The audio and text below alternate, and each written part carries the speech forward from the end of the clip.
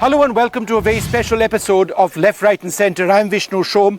I'm in the broader Aknoor area. I can't tell you where exactly I am. That's classified. I'm on an Indian Army T-72 tank. And what we can tell you in this very special program is that tanks like this and also BMP-2s, which are armoured personnel carriers, infantry combat vehicles, were used in Operation Sindoor as well. These were used and brought right up to the line of control, and they took out terrorist incursion routes. They fired their main guns, they fired a host of weaponry. We've heard about the role of the Air Force, we've heard about fighter jets, we've heard about our infantry soldiers, Army Air Defence, the Air Force's Air Defence, all sorts of missiles being fired. But did you know that tanks also had a role during Op Sindoor?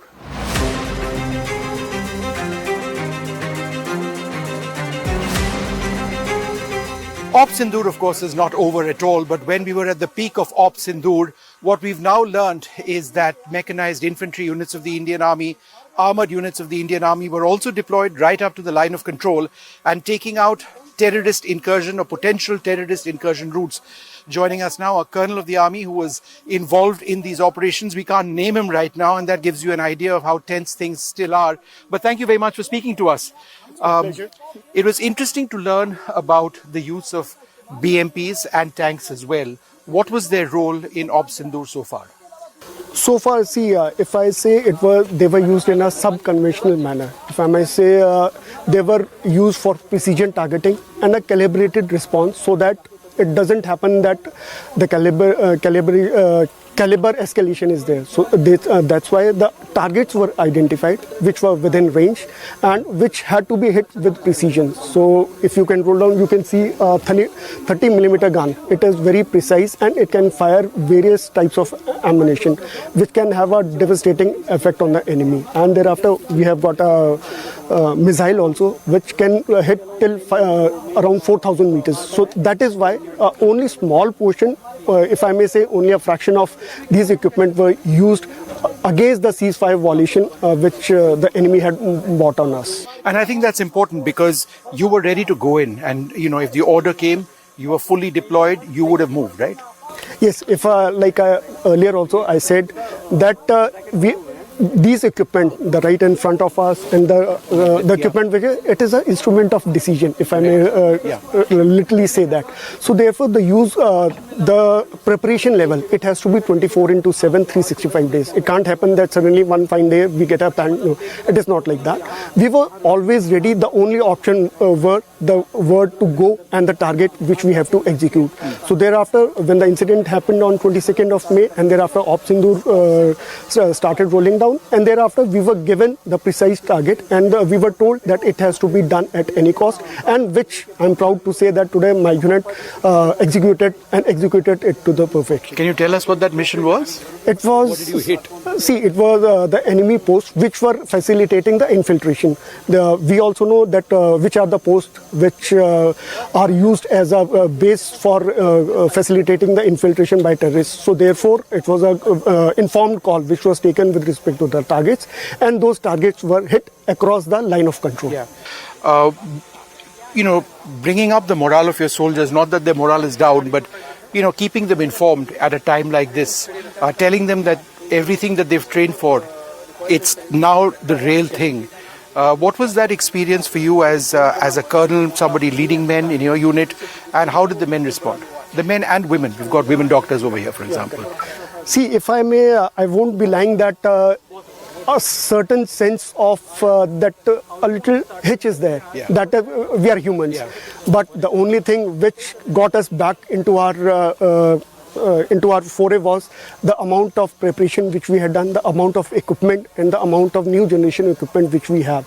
Like I already said that the training, it is 24/7 and it is continuous. So that confidence on the equipment, confidence on your buddy, that who is going with me, and of course the directions which are passed from the higher headquarters, like you only said, the flow of info was seamless. It was vertically also, horizontally also, and everybody, at least till my level, I had full picture of the things, what is happening around. So what was need to on, it was passed down on need to know basis, and everybody knew that for what they are going. It was not like they were, and of course our officers and our JSUs, they were leading from the front. So there was no doubt with respect to the morale or with respect to the confidence on the equipment. All right. When the Indian Army goes in for operations, particularly something as big as Operation Sindoor, you have to be ready for casualties, you have to be ready for damage. And doctors in the Indian Army have a huge role. I'm joined by a captain in the Indian Army. She's a doctor as well. Thank you very much for being with us. Could you tell us what we are standing in front of? This looks like an ambulance, right? Yeah. So the vehicle which you can see right behind me is the armored ambulance tracked vehicle.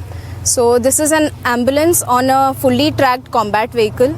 So the greatest advantage of this ambulance over the other conventional ambulances is that it is highly armored protected, and since it is fully tracked, it enables its mobility in difficult terrains, as you can see, and also under enemy fire without any compromise in the emergency medical care being given and in the efficient evacuation of the battlefield casualties to the higher centers.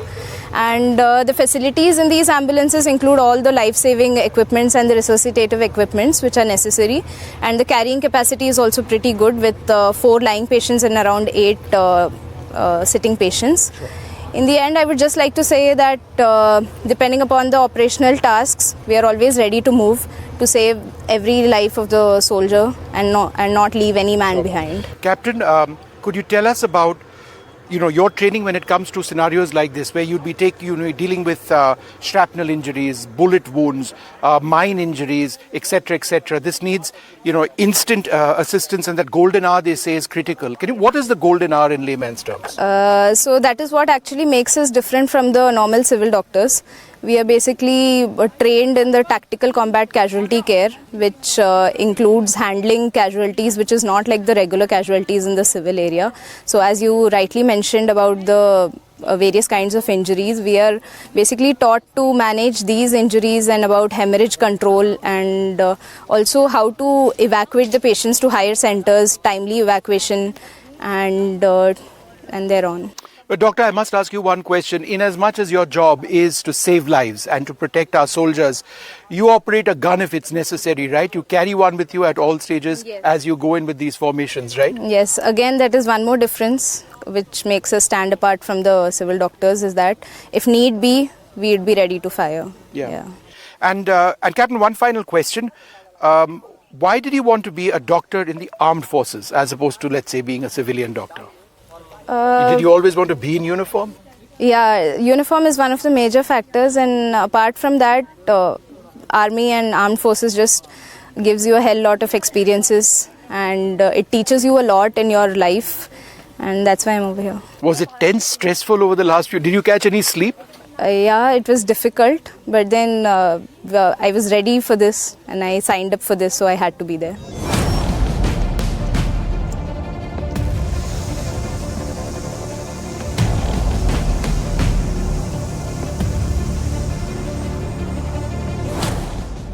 आपका role यहाँ क्या है और हम किसके सामने खड़े हैं? सर, हम अपनी यूनिट के ड्रोन ऑपरेटर हैं। हमने ड्रोन और क्वाडकॉप्टर में महारत हासिल कर रखी है। जैसे ही हमें इस ऑपरेशन का पता चला, हमें आगे की पोस्टों पर डिप्लॉय किया गया। हमने अपने इक्विपमेंट्स और ड्रोन्स को टारगेट के ऊपर 24 घंटे सर्विलेंस में रखा, जिससे कि दुश्मन के जीआर, उनकी एक्टिविटी और रेगुलर हरकत के बारे में हमें पता चला। उसे हमने अपने सर्विलेंस रूम में पास किया, और जैसे ही हमने पास किया, हमारे ट्रूप्स को उससे बहुत मदद मिली। उसके बाद हमारे जो वेपन्स थे, जो कि उस पर कारगर साबित हो सकते थे, उससे हमने फायर डाला और दुश्मन को बर्बाद किया।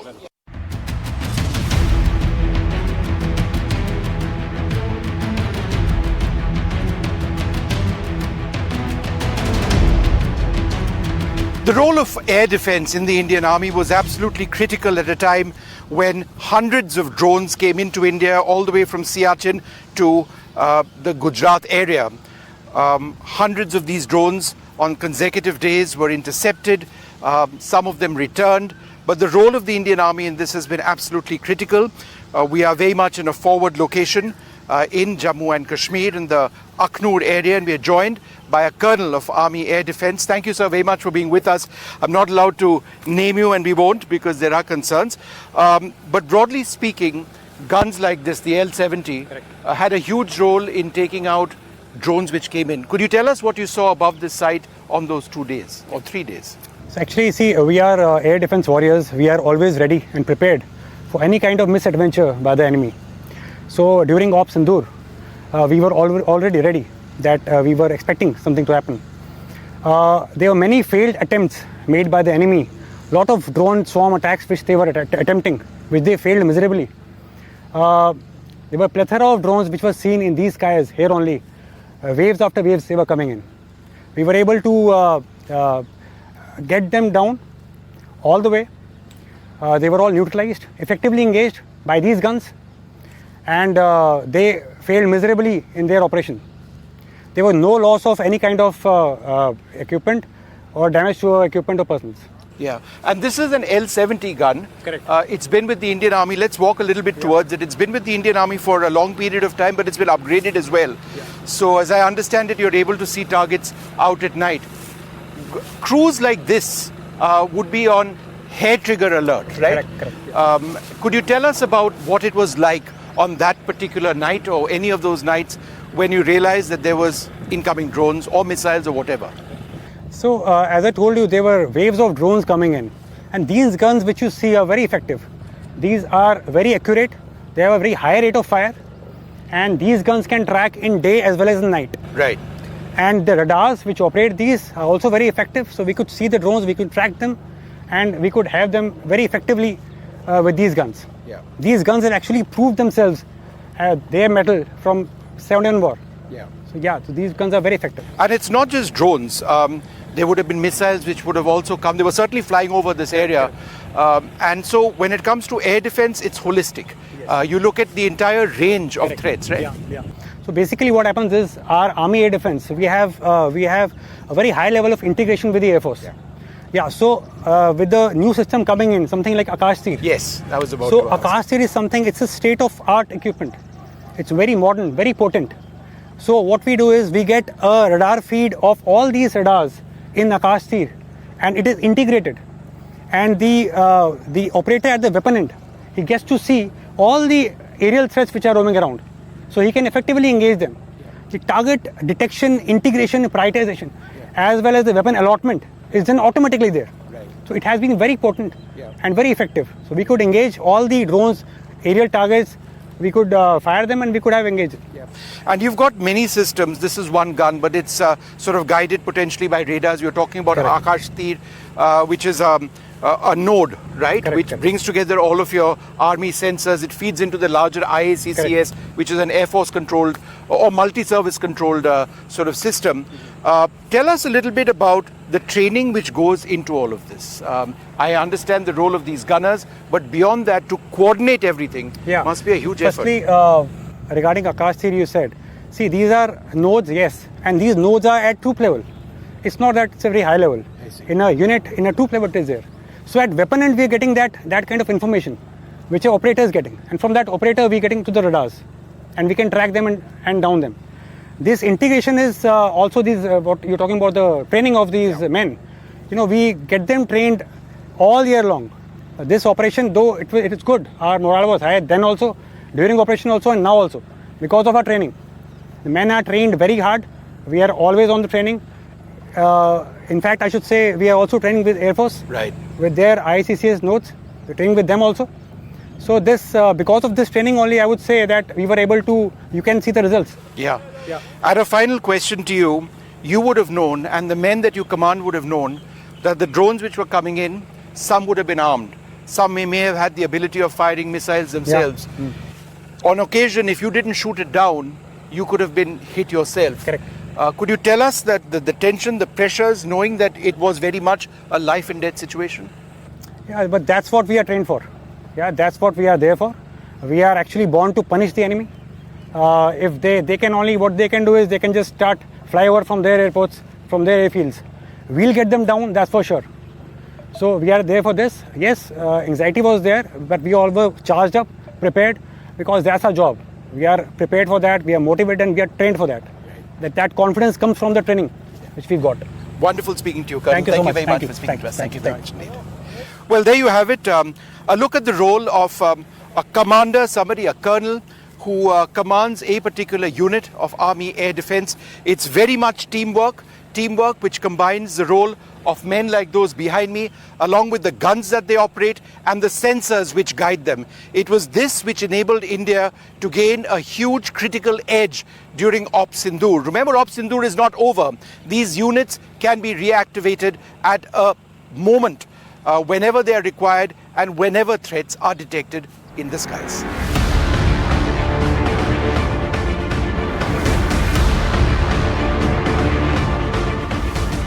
100 से ज़्यादा ड्रोन शायद इसी इलाके में डाउन किए गए थे और 2 या 3 दिन में सियाचिन ग्लेशियर से भुज तक गुजरात में शायद हर रोज़ 400 तक ड्रोन्स पाकिस्तान से आए थे। हमारे साथ एक सेक्शन लीडर है इंडियन आर्मी के जो एयर डिफेंस यूनिट में इस बार फ़िलहाल डिप्लॉयड है। नमस्कार जी, आप ये बताइए आपके पीछे ये यूनिट क्या है? ये रेडार ट्रैकिंग यूनिट है, क्या है? मेरे ठीक पीछे जो आप ये इक्विपमेंट देख रहे हैं ये एक फायर कंट्रोल रडार है जी। फायर कंट्रोल रडार बेसिकली अपने एयर डिफेंस वेपन सिस्टम को कंट्रोल करता है और इस रडार के द्वारा टारगेट को सर्च और ट्रैक किया जाता है। इस रडार के द्वारा टारगेट को सर्च और ट्रैक करने के बाद वेपन सिस्टम उस पर एक्यूरेट फायर खोलते हैं और वो टारगेट हवा में ही बर्बाद कर देते हैं। कई रातों के लिए आप लोग डिप्लॉयड थे जब ये वो ड्रोन्स वहां से आ रहे थे। उसके बारे में आप बताएंगे क्योंकि उनके भी हंटर किलर ड्रोन्स शायद आए थे और अगर आप लोग मिस करते तो कुछ भी हो सकता था। जी आप मैंने अभी आपको फायर कंट्रोल रडार के बारे में बताया। मेरे ठीक पीछे अगर आप देखेंगे तो एक अर्ली वार्निंग रडार भी कंटिन्यू 24 आवर्स सर्च में रहता है। इसके बारे में यस, ये मेरे ठीक पीछे है। ये मेरा हमारा अर्ली वार्निंग रडार है। ये कंटिन्यू 24 आवर्स दुश्मन की हर हरकत पर पैनी नज़र रखता है और ये रडार जो है आज के समय का आधुनिक रडार है और ये एक लॉन्ग रेंज रडार है। ये दुश्मन के किसी भी एयर एक्टिविटी, चाहे वो ड्रोन की हो, चाहे वो यूएवी की हो, चाहे वो एयरक्राफ्ट की हो, उसका एक्यूरेट डाटा हमें पल पल देता रहता है और इसका इंटीग्रेशन हमारे कम्युनिकेशन सिस्टम जो कि कंट्रोल सेंटर है हमारा उससे किया गया है और जहां पर ये डाटा एनालिसिस होने के बाद में 24 आवर्स यहां पर जो ऑपरेटर मौजूद रहते हैं उनके पास आता है और वो ऑपरेटर्स उसी डायरेक्शन में सर्च करके हमारे वेपन सिस्टम के द्वारा उसको बर्बाद करते हैं। आप ये बताइए वो 2 या 3 रात जब उनके ड्रोन्स आ रहे थे जी वो रात को आ रहे थे, आपको ये सब सिस्टम में दिखाई दे रहा था, रेडार पे दिखाई दे रहा था कि इनकमिंग टारगेट्स, इनकमिंग थ्रेट्स है, पर आपको शायद सुनाई भी दे रहा था।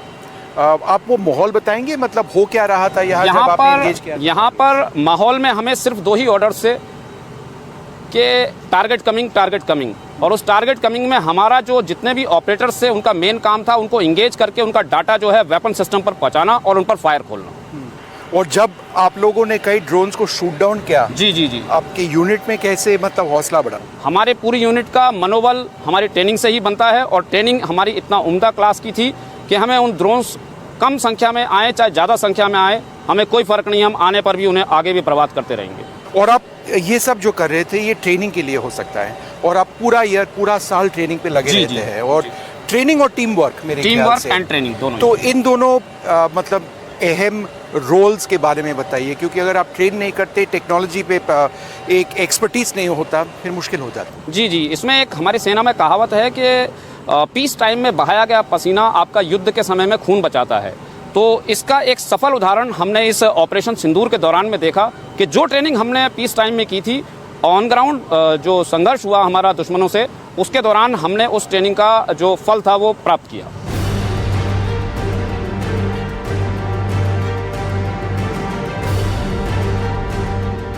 Well, the reason I'm here in a flak jacket and a helmet is because we're actually very close to the line of control. I can see it up in the distance. And I'm over here with a member of the Army Air Defense Unit. In fact, there are 4 members of the Army Air Defense Unit over here, including a major. All of these soldiers were up at night over the last several days, ensuring that our skies are free of enemy drones, potentially of fighter aircraft. They will fire at whatever is identified as a threat. Major, the last couple of days, I mean, you've trained for it your entire career. Was it surreal when you actually went into it? Yeah, actually it was surreal. Once we are sitting in the Akash Tir command post, we can actually see the live targets which were coming, and we were continuously passing the information to the troops on ground. As to 10 kilometers there's a fighter aircraft coming towards you, be ready to engage. So everything whatever we practice in our practice camps, that was actually turning to be real. And tell us about the weapon behind us. It's very much a mainstay for you, right? Yeah, it's a shoulder-fired missile. I can't give you the technical specifications, but it's a very potent weapon. Yeah, it's a Igla missile. It's a very potent weapon, and it has proved its worth towards in many conflicts and wars. And all of you are trained, day in and day out on the use of this. Yeah, in peacetime, the mainstay of army is to train and prepare themselves for the war. And the time when it came, we proved our worth, and the whole nation knows what we have done. And you guys were able to shoot down drones, right? Yeah, we were able to get the IR signature of the drones, and we have hit couple of drones as well from the system. And you saw it go down in the sights. Yeah, we have seen it from the visual eye also. If the weather is clear and you see something going down at a distance of 3 or 4 kilometers, burning in the sky, so it is evident that the missile has got a drone down. Yeah. And what was the josh like when it all happened? You can ask these guys who are sitting on the ground. साहब बताएंगे आप जोश कैसे था? High sir. हाँ एकदम बिल्कुल high sir. और आप बताएंगे? बहुत हाई था। हाँ, और आप लोगों का ट्रेनिंग काफ़ी बढ़िया रहा होगा कई सालों के लिए, तो जब फाइनली एक सिचुएशन बना तो कैसे लगा आपको? बहुत एक्साइटिंग था, बहुत चैलेंजिंग था, और जब एक्चुअली एनिमी लाइन से कुछ उड़ता हुआ आया, ड्रोन था या फिर हेप्टर था, जो भी था, हमने उसे शूट डाउन किया और इफेक्टिवली इंगेज किया. Thank you, Sam. Thank you, Major. Thank you very much for speaking to us. Thank you very much indeed. Same.